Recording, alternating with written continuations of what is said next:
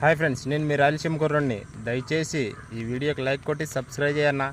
ఎందుకంటే ఇది నేను చూపిస్తాను చూడండి.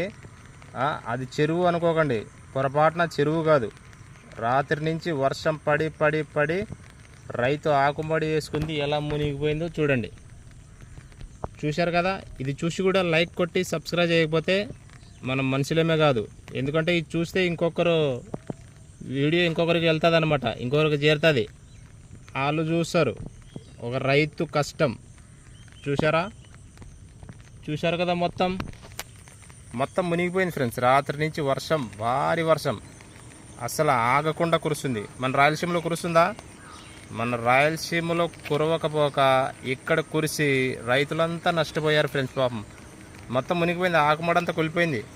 మన రాయలసీమలో వర్షం కోసం ఎదురు చూస్తున్నాము. మన దరిద్రం ఏంటో ఇంకంతే.